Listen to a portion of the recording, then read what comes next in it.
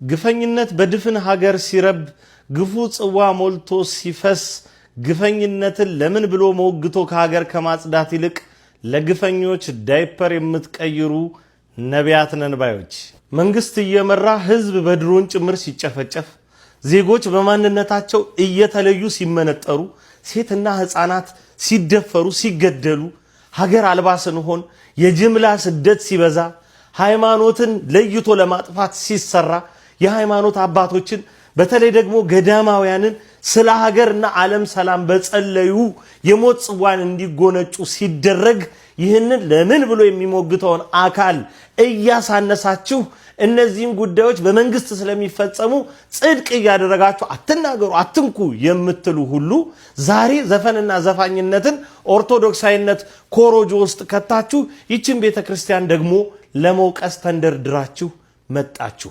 ይሄ ድብን ያለ ፈሪሳዊነት ይባላል። የቱን ወቅሰ የቱን ትተዋለ? በወንጌል ሁሉ ኃጢአት ተብሎ የተገለጸውን አምጥተ ልትናገረው ይገባል። መፍራት ወደ ኋላ ማለት እኮ አይጠበቅ። ለሁሉም ነገር እኩል መናገር ነው። ስለ ዘፈንና ዘፋኝነት ኃጢአት አይደለም ብሎ የሚጨቃጨቅ የለም። ምርጫ ማጣት ግን ሀገር ስትባል ግን አይደለም ዘፈን ሞት ያለበት ጦርነት በወታደር ልብስ ለአገር ሉዓላዊነት ተዘምቶ ይፈጸማል። አሁን ዘፋኝነትና ዘፈን ላበረታታ አይደለም። ነገር ግን በዘፈን ውስጥ የተነሱ ሐሳቦችን ሀገር ውስጥ ያሉ የግፍ እውነቶችን ሁሉም በየገባው ልክ ዛሬ ዘፈንን የተቃወማችሁ እዛ ማዶናችሁ እርግጥ ኦርቶዶክሳዊነትን ለማጥቃት የተከፈተ ነገር እንደሆነ ግልጽ ነው። ግን ግዴላችሁም እዛ የጠላችሁ ዘፈን ውስጥ ያለው ሐሳብ ወጥቶ መነገር አለበት አይደለም? ከዘፈን ውስጥ እናንተ ተናገሩት። እኛ ቤት ውስጥ ያላችሁም ሰዎች ለእንደዚህ አይነት ጉዳይ ተግ ስትሉ ደስ ይላል እውነት ለመናገር። ግን ለሌላውስ ጉዳይ አርሲ ላይ ትላንትና የኦርቶዶክሳውያን ደም በዛን ያክል ግፍ ሲፈስ በየመድረኮች በተለይ ደግሞ እንግዲህ አገልጋዮች ምንድነው ስታረጉ የነበረው አይደል? እኔ ጋር ሞቱ ካልደረሰ አይንካይ እንደውም ምን ልታረጉን ነው ምን አርጉትሉን አላችሁ ስትሉን ነበር። ገዳይነት ጽድቅ ሆኖ ዘፋኝነት ኩነኔ ሊሆን አይችልም። ኩነኔው ለሁለቱም ይሰራል። ሁለቱንም እኩል እንቃወም፣ ሁሉንም እኩል እናውግዝ። እንደ ሰው ሰብአዊ መብትና ክብር አለው ወይ? ተጠይቆ ነው ወይ የሚፈናቀለው? ተጠይቆ ነው ወይ ሱቁ የሚፈርሰው? ተጠይቆ ነው ወይ ቤቱ የሚፈርሰው? ተጠይቆ ነው ወይ ከከተማ የሚወጣው? ተማምኖና ተግባብቶ ተነጋግሮ ቢሆን ኖሮ ኮሪደር ልማቱም እኮ የሁሉ ደስታ ነው። እነሱ ግን መተው እንኳን ሊናፈሱ ሊደሰቱበት ማየትስ ይችላሉ ወይ? ከዛ አሁን ከተወረወሩበት ከአዲስ አበባ ውጪ እኮ ኢቭን መተው ያንን ቦታ ተመልሰው የማየት አቅማቸው በጣም ውስጥ ነው። ለምንድነው የምትሰጡት?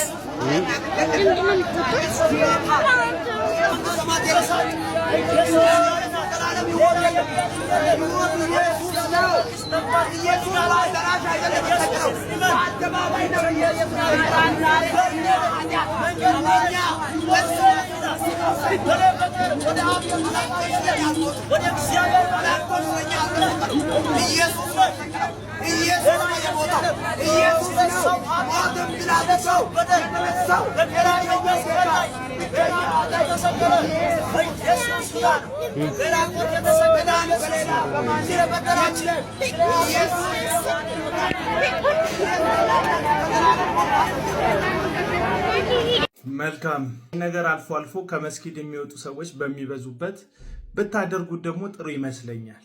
እንደምመለከተው ከቤተ ክርስቲያን ስግደት ፈጽመው እየወጡ ያሉ ነጠላ የለበሱ ብዙ ሰዎች ባሉበት ቦታ ነው ይህን ነገር እያደረጋችሁ ያላችሁት። የምታደርጉት ነገር የምስራችን ከመናገር በላይ ግጭትን የመፈለግና ተንኳሽነት ያለበት ይመስለኛል። ለምን እነዚህ ሰዎች ስቅለት ወቅት ነው ከቤተ ክርስቲያን ነው እየመጡ ያሉት። ሴቱም ወንዱም ነጠላ ለብሷል።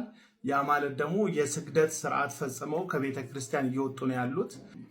ያለፉትን 2 ወር ሙሉ በኢትዮጵያ ኦርቶዶክስ ቤተክርስቲያን ከክርስቶስ ጋር በተያያዘ ህመማቱን ስቃዩን ስለ ሰው ልጆች ኃጢአት መሞቱን እየታሰበ እየተጾመ ያለበት ፋይናሊ ደግሞ የስግደት ስርዓት እየተፈጸመ ያለበት ወቅት እንደሆነ ይታወቃል። እየተሰገደ ያለው ለእግዚአብሔር ልጅ ለክርስቶስ ኢየሱስ ነው። ይህን 2 ወር ሙሉ እየታሰበ ያለው የክርስቶስ ኢየሱስ መከራና ስቃይ ነው። ስለዚህ እንደ አዲስ ኢየሱስ ክርስቶስ እንደሞተላቸው እንደማያውቁ ሰዎች በጾም አንጀታቸውን ቋጥረው ከቤተ ክርስቲያን ወደ ቤታቸው እየተመለሱ ያሉ ሰዎች ፊት መጮህ እኔ ሞቅ ከማድረግ ከመረበሽ ያለፈ ነገር አይታየኝም። አትሊስት አንዳንድ ጊዜ ሁኔታዎችን ብናቅ ያስፈልጋል። ወንጌል የምስራች ነው። ኢየሱስ ሞቶልሃል ተነስቶልሃል ማለት ነው። እኚህ ሰዎች ደግሞ ኢየሱስ ክርስቶስ ሞቶልኛል ተነስቶልኛል ብለው ሰግደውለት እየተመለሱ ነው ያሉት። በሌላ ጉዳይ አልከራከርም። ወንጌል በጊዜውም ያለ ጊዜውም ይሰበካል። ልክ ነው። ይህ ጥቅስ ግን ማለት ለሰማ ሰው እየደገምክ እየሄድክ ትጮህበታለህ ማለት አይደለም። አዎ ወንጌል በጊዜውም ያለ ጊዜውም ይሰበካል። ለማን? ወንጌልን ላላዳመጠ ህዝብ። በገበያ ቦታ ብትሰብኩት፣ በስራ ቦታ ብትሰብኩት፣ አሊያም ደግሞ በምትኖሩበት ቦታ በህይወት ብትሰብኩት በጣም ጥሩ ነው። ከዛ ባለፈ ግን ፐዝሊ ነገር ፍለጋ በሚመስል አንጀቱን አጥፎ ጌታውን ለማሰብ እየጾመ እየጸለየ ያለ ማህበረሰብ መካከል ድምፅን ጮክ አድርጎ በማናለብኝነት ነገር ፈላጊ በሚመስል መልኩ መናገር የወንጌል ካራክተሩም አይደለም። ይህንን ድርጊታችሁን አንዳንድ ጊዜ ጭራሽ ከክርስትና ወንጌል ውጭ ያለ ትምህርት ያለው ማህበረሰብም አለ። እስልምናን ጨምሮ ሌላ ብዙ ማህበረሰብ አለ። ወደዛ ደግሞ ብትሄዱ ጥሩ ነው። አልፎ አልፎ ይህንን ድፍረታችሁና ወኔያችሁን ከመስጊድ የሚወጡ ሰዎች የሚተላለፉበትን ቦታ ላይ ብታደርጉትና ከዛ ደግሞ ስለ ወንጌል የሚከፈሉ ምላሽ ብታዩ ጥሩ አይመስላችሁም ወገኖች? ይመቻል። ወደ በላያችሁ የሚሰማ የሚያዳምጥ ካለ ንገሩልን፣ አስታውሱልን። በነፍሳችን በታችሁና ዓመት በዓልንም ራባችን ላይ ደርሳችሁ የዓመት በዓል ስታልፍ ስለደረሳችሁልን በጣም ደስ ብሎኛል። ይርበናል። ስቋታ የምታዩት ህዝብ በሙሉ ጾም አይደለም ሽማግሌም እየተወለደ ነው። ምንም የለሽ ጋር አሁን ህዝቡ ሊያልቅብን ነው። ህፃኖቹ አሁን ምክር የሚሉት ህፃኖች አሁን ያቦጣልልን እያሉ ነው ቁጭ አሉት። እናሳዝናል። አሁን ህፃን ኪርባው እናት ምንትሰጥ የላትም። ምን ዘርጋ ታድርግ ተቆጥዋ በጭቃ ትጠጥም ምን አላቸው እነቶ ማልቋል። ቆማም ብትሄድ አይደለም። ከመንግስት ድጋፍ ያገኘነው ከ4 ወር በፊት ከ4 ወር ወዲህ ዘንድሮ ካለው ኑሮ ውድነትም ካለው አንዳንድ ሁኔታም አንፃር ምንም ነገር ወደዚህ ገብቶ አያውቅም። እውነታው ይሄ ነው። ደርሳችሁልናል። ለደረሰልን ወገን ጌታ ይድረስልን።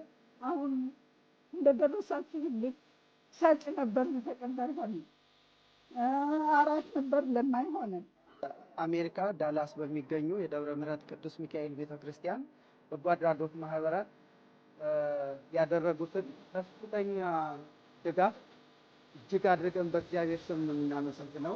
ሌላው ኋላ አሁን ግን አጫጣጣ ሁሉም ጎፍ ላይ ይወቃል። ማንም ልጅ የሚቆም የለም፣ ሽማግሌ የሚቆም የለም። እያዛ ላይ እየተገባለሉ ነው። ቆራሽ ማይስጣቸው እየራባቸው ነው፣ እየበረዳቸው ነው። አለን ብለን አንልም። ፈጣሪ ብቻ ያመሻል ያነጋል። ያችኑ ትዝዝን ነው ቁጭ ብለናል አንድ ላይ። ዳላስ ደብረ ምሕረት ቅዱስ ሚካኤል ማህበረተኞች ጎበዝ፣ እኛ ውለታውን አንመልስም። እግዚአብሔር ውለታችሁን ይክፈላችሁ ነው የምንለው። እኛ አሁን የምንገኘው ባቄሎ ሰሜን ሸዋ ዞን ባቄሎ ተፈናቃዮች መጠለያ ካምፕ ነው። ይህ መጠለያ ካምፕ 5340 የህዝብ ብዛት ያለበት ነው። የህዝብ ብዛት እንግዲህ በዚህ ውስጥ በርካታ ችግር ያለበት ህፃናት አሉ፣ አረጋውያን አሉ፣ እናቶች አሉ፣ አባቶች አሉ። በተለያየ የስቃይ ውስጥ ነው ያሉት። ተረጁ ብዙ ነው። የሚመጣው ድጋፍ አነስተኛ ነው። ታኔ እጄ በሽተኛ አልሰራም፣ ስራው ገደል የለኝም። ያ ተራስ ደርሰኝ ድረስ ከዚያ የኔ ቤተሰብ እያለቀ ነው። እኔ ሰርቼም አልበላም። ከተረጂዎቹ ይልቅ ቤት ለቤት ያሉትን አረጋውያን ደካሞች፣ በዚህ በዳይፐር የሚጠቀሙ ህፃናት፣ በአልጋ ላይ ያሉ ሌሎች አዛውንት፣ ሽማግሌዎች፣ እናቶች በሙስሊሙ ማህበረሰብም በክርስቲያኑ ወገንም በሁለቱም በኩል ያለውን ነገር እጅግ የሚያስደነግጥ እጅግ የሚዘገንን ስለሆነ በዚህ ብቻ የሚበቃ ስላልሆነ ወገኖቻችን እግዚአብሔር በረዳችሁ ልክና መጠን ወደፊትም ያለምንም ረፍት ይህንን ታሳቢ በማድረግ ለሁሉም ለማዳረስ ለሁሉም አዳርሰን የሚያረካ እንኳን ባይሆን የዕለት ችግራቸውን መቅረፍ ቀላል ነገር ስላልሆነ አልጋ ላይ ያሉ እናቶች፣ አባቶች በከፍተኛ ችግር ውስጥ ስለሆነ ያሉት በመላ ኢትዮጵያ ያላችሁ ኢትዮጵያውያን ትውልደ ኢትዮጵያውያንና ኢትዮጵያውያን በሀገር ውስጥም በውጭም ሀገር ያላችሁ ሁላችሁም እዚህ አካባቢ ላይ ያለው ህዝብ በወቅታዊ ጉዳይ ተፈናቅሎ የመጣው ህዝብ በከፍተኛ ችግር ውስጥ ስለሆነ ያላችሁም በገንዘብም በአይነትም በጸሎትም በሁሉም ነገር ተረባርባችሁ ከችግርና ከረሃብ እንድንታደጋቸው ጥሪያችንን እናስተላልፋለን።